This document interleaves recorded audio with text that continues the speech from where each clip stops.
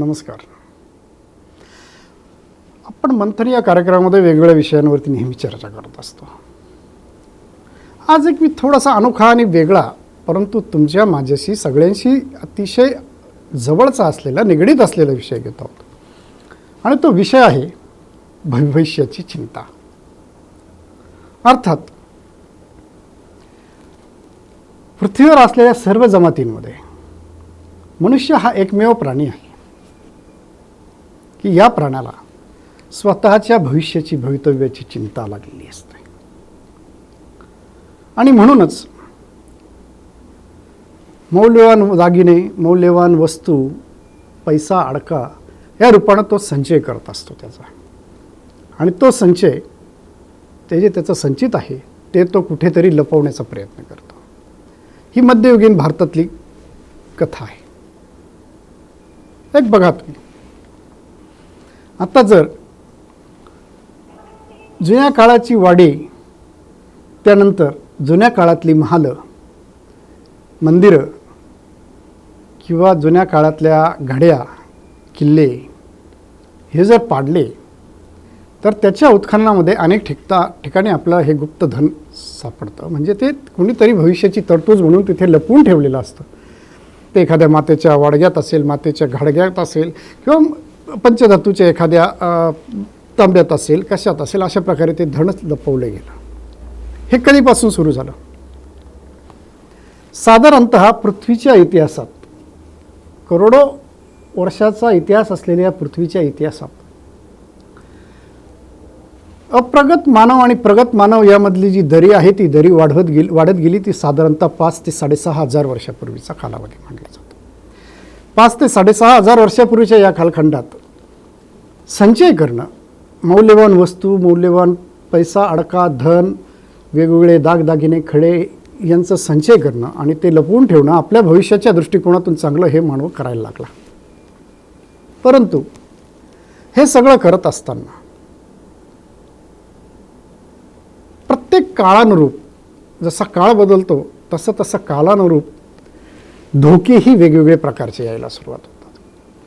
आपण जर मध्ययुगीन भारतातला परकीय आक्रमणांचा, चोऱ्यांचा, दरोडेखोरांचा तसं इतर ही धोकी प्रामुख्याने पाहिलं तर मध्ययुगीन काळानंतर जशी जनसंख्या वाढत चालली, जसा देश हा आता लोकसंख्येच्या दृष्टिकोनातून मोठा होत चालला, तशी आपल्याला ह्या प्रकारच्या धोक्यांना सोडून पुढच्या प्रकारचे वेगवेगळे धोके आपण या समाजामध्ये बघू लागलो आहोत.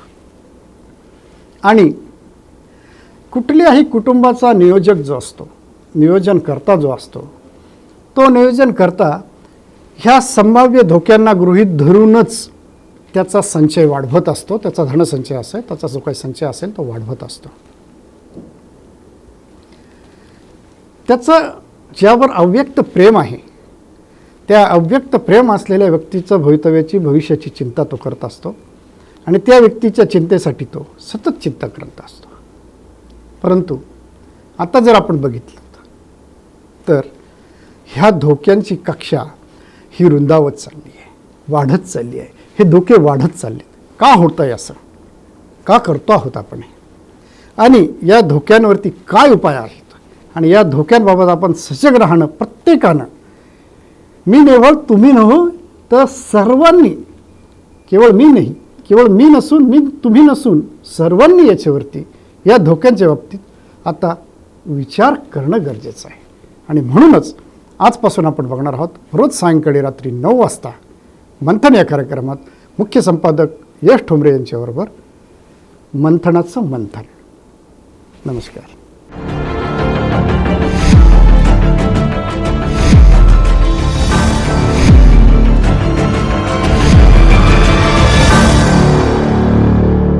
नमस्कार. मंथनमध्ये पुन्हा आपले स्वागत.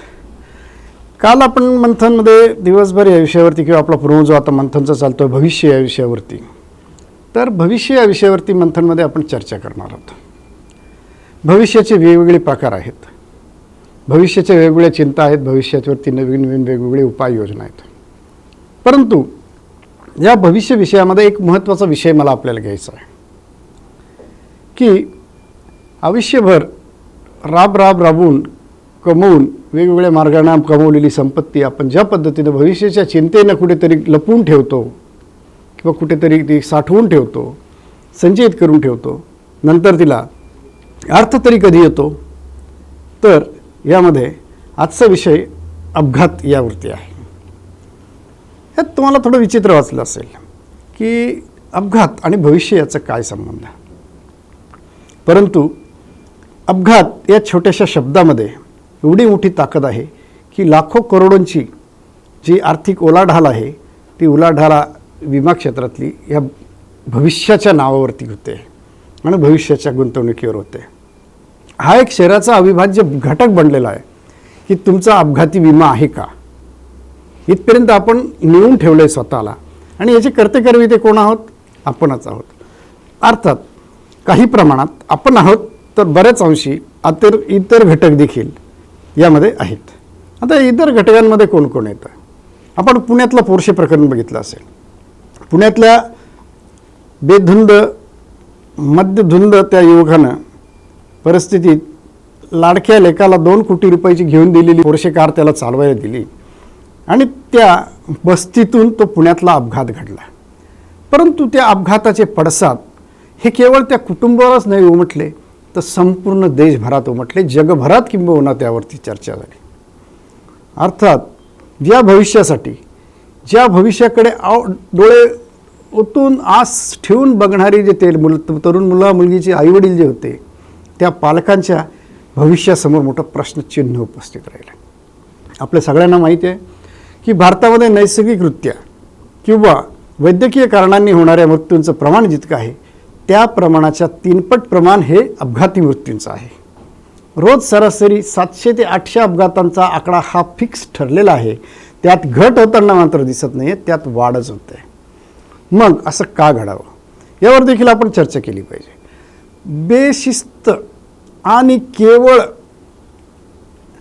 एक पैसा कमावण्याचं क्षेत्र म्हणून ह्या वाहन व्यवसायाकडे लोक वळालेली आहेत. वेगवान घडामोडींनी चालणारं हे जग आणि त्याचबरोबर सुक्त मुकाळलेला बेजबाबदारपणा आणि भ्रष्टाचार यावर लपून गब्बर झालेली, टेपून बसून गब्बर झालेली अधिकारी मंडळी हे देखील या कारणाचं, या अपघातांचं मोठं कारण आहे.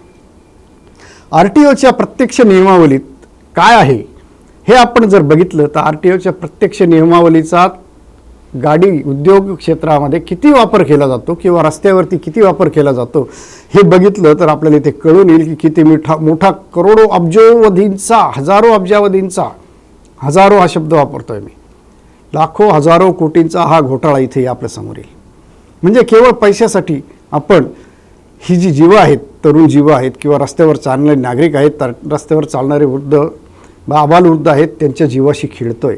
कशासाठी? त्या अधिकाऱ्यांनी जर प्रामाणिकपणे कारवाई केली आणि प्रामाणिकपणाने जी RTOची नियमावली आहे त्या RTOच्या नियमावलीने काम केलं तर अपघात कमी होण्यास मोठ्या प्रमाणावरती यात फरक पडतो.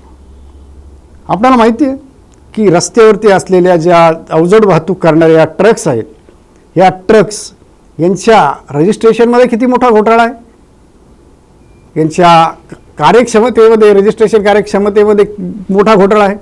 त्याचबरोबर तसं नुसतं नसून केवळ चोरी केलेल्या ट्रक परराज्यांमध्ये नोंदवून त्या पुन्हा महाराष्ट्रात आणल्या जातात. त्यामध्ये अधिकाऱ्यांचे हात एकमेकांमध्ये सामील असतात आणि केवळ 8 दिवसामध्ये एक अवजड वाहन 5 ते 6 लाखामध्ये ईशान्येच्या राज्यामधून नंबर आणि चेसी प्रिंट बदलून येतं. इतका मोठा घोटाळा कोण करतंय? हे सगळं कशासाठी करतंय आणि याच्यावरती कोणाचा वचक आहे? रस्त्यावर अपघात करत बेधुंदपणे चाललेली ही वाहनं, त्यांचा वाढता हा बाजार जो आहे वाहनांचा, याचे दुष्परिणाम भविष्यात आपल्या भविष्यावरती मोठ्या प्रमाणात पडतात. पहिलं कारण आहे त्यांच्यामधनं जी उत्सर्जित होणारी जी ऊर्जा आहे, जी एनर्जी आहे, जी वायू, कार्बन डायऑक्साईड वायू आहे, त्यामुळे उष्णता वाढण्यास वाढ होते. त्याचबरोबर ह्या RTOनं व्यवस्थित तपासणी न केल्यामुळे, त्या वाहनांच्या अकार्यक्षम वाहनांची परवानगी दिल्यामुळे, त्या अकार्यक्षम वाहनांमुळे जागतिक तापमान वाढीमध्ये देखील मोठा बदल घडतोय. फाइतक्या लांब देण्याची गरजच नाही आहे, तर या वाहनांमुळे रस्त्यावरती ठिकठिकाणी मोठे मोठे अपघात घडत आहेत. आता आपण काल जो विषय घेतला मंथनमध्ये, त्यामध्ये भविष्य या विषयावरती आपण प्रोमो बनवला होता. तो प्रोमो आपण बघितला सगळ्यांनी. आता आज मी मूळ मुद्द्यावरती आलेलो आहे आणि आता याच्या पुढचा जो आपला भाग असेल त्या भागामध्ये आजपासून 7 दिवसाच्या 7 भागांमध्ये RTOचा संपूर्ण महाराष्ट्रातला जो काळा कारनामा आहे, काळे उद्योग आहेत आणि आपण RTO केवळ RTO आणि RTOनीच घडवलेल्या निष्काळजीपणामुळे, पैसे खवृत्तीमुळे ही जी उद्योग क्षेत्रामधली जी अनागोंदी माजली, हिच्यामुळे किती मृत्यू झाले त्याची रोजच्या रोज आपल्याला आकडेवारी देऊन आम्ही वेगवेगळ्या घटकांची माहिती आपणास पुरवणार आहोत. धन्यवाद. मंथनमध्ये पुन्हा आपले स्वागत.